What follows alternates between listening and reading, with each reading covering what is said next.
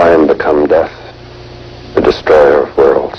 Hello, science fans! If you've been anywhere near the cinema or the mall, or even just the internet, you might have heard of Oppenheimer. Dr. Robert Oppenheimer is an immensely important scientific figure due to his groundbreaking contributions to physics and his pivotal role in the development of the atomic bomb during World War II. Despite his accomplishments, Oppenheimer's legacy is also controversial because of his contribution to the creation of nuclear weapons and his subsequent political persecution during the McCarthy era. Now, when it comes to technology and its potential impact to our future, should we control how the science develops? When products of STEM hurts people, do we blame the scientists or do we all share a part of the blame as a society? But before we answer these questions using science, let me first say hi to our new viewers. My name is Shauna and I'm your resident Filipina Scientist. I'm a researcher who loves to develop technologies that fishers and farmers can use, but also worry about how these applications can affect the environment. I'm a teacher who also loves to discuss the impacts of science beyond the experiments we do within our labs with my students. And SHE-ensya is my science communication channel, where we get to dissect the ethics of what we do in the field of STEM. The development of the atomic bomb was a monumental scientific and engineering undertaking known as the Manhattan Project. It was initiated in the United States during World War II with the goal of creating an atomic weapon before Nazi Germany could do so.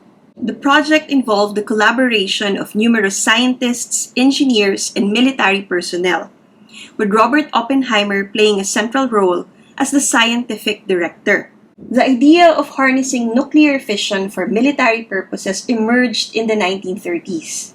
Scientists like Lise Meitner and Otto Hahn discovered nuclear fission in 1938 and its potential for releasing enormous amounts of energy. A letter from Albert Einstein to President Franklin D. Roosevelt in 1939 emphasized the importance of nuclear research and led to the establishment of the Uranium Committee, a precursor to the Manhattan Project. In 1942, the Manhattan Project officially launched under the direction of the U.S. Army Corps of Engineers, with the physicist J. Robert Oppenheimer as the scientific director. Oppenheimer selected the site for the main research facility, which was established in Los Alamos, New Mexico. This became the Los Alamos Laboratory, which was the primary location for the development of the atomic bomb. The laboratory brought together an exceptional group of scientists and engineers from various disciplines. Oppenheimer and his team of theoretical physicists, including Hans Bethe, John von Neumann, and Edward Teller, worked on designing the bomb. Oppenheimer focused on the implosion method, a technique that involved compressing a subcritical mass of fissile matter to achieve a critical mass and initiate a chain reaction. This approach was challenging and required precise timing and engineering. The Manhattan Project involved large-scale industrial efforts to produce the necessary fissile materials, primarily enriched uranium and plutonium. And so, uranium enrichment facilities were established in Oak Ridge, Tennessee, while plutonium was produced in Hanford, Washington. On July 16, 1945, the first successful test of an atomic bomb was conducted at the Trinity Test Site in New Mexico. The plutonium implosion device, nicknamed Gadget, exploded with the energy of 20 kilotons of TNT, confirming the feasibility of the atomic bomb. The development of the atomic bomb then culminated in the deployment of two bombs during the final stages of World War II. On August 6, the uranium bomb Little Boy was dropped on Hiroshima, Japan, and 3 days later, the plutonium bomb Fat Man was dropped on Nagasaki.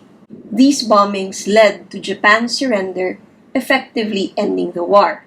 Robert Oppenheimer's leadership and scientific insight were crucial throughout the Manhattan Project. He brought together exceptional minds, fostered an atmosphere of scientific collaboration, and drove the development of the atomic bomb. However, the bomb's use and its devastating consequences raised moral and ethical questions. leading Oppenheimer to be an advocate of international control of nuclear weapons after the war. His contributions and the work of the Manhattan Project members transformed the course of history and ushered in the atomic age, profoundly shaping the world we live in today. The Manhattan Project raises significant ethical dilemmas. The scientists and researchers involved in the Manhattan Project faced a profound ethical dilemma regarding their role in creating a weapon of mass destruction. Many scientists grappled whether it was their duty to continue working on the project given the potentially devastating impact of the atomic bomb. The dual-use nature of nuclear technology further complicated the ethical landscape. On one hand, the development of nuclear energy and technology offers a lot of peaceful applications, such as electricity production and the advancement of medicine. On the other hand, it could also be employed as a weapon of war, causing immense destruction and loss of life. The Manhattan Project was also conducted with the utmost secrecy, and a lot of the scientists involved didn't really know what the final applications of their research was until close to the end. The lack of transparency and informed consent raises ethical concerns about the responsibility of scientists to fully understand the implications of their work and how it might be used. After the successful testing of the atomic bomb and its deployment in Hiroshima and Nagasaki, the scientists involved in the project faced moral consequences of their actions. The bombings resulted in the deaths of tens of thousands of civilians, raising questions about the moral responsibility of scientists for the applications and consequences of their research. The Manhattan Project was initiated and overseen by the US government and the US military. Scientists and researchers had to navigate the delicate balance between their ethical obligations as scientists and their obligations to their government and the military forces funding the project. The success of the Manhattan Project marked the beginning of the nuclear arms race, which led to the proliferation of nuclear weapons across many countries. The development of such powerful and destructive technologies created ongoing ethical challenges regarding nuclear disarmament, non-proliferation, and international security. Following World War II, many scientists involved in the Manhattan Project, including Robert Oppenheimer himself, became advocates of nuclear weapons control and the peaceful use of atomic energy. This reflected a broader ethical debate about the long-term implications of scientific research and the responsibility of scientists in shaping the future. Looking back now, do you think that our country's use of the bomb was necessary? And the ending of the war by this means, certainly cruel, was not undertaken lightly. But I am not, as of today, confident that a better course was then open. I have not a very good answer to this question. So what do you think?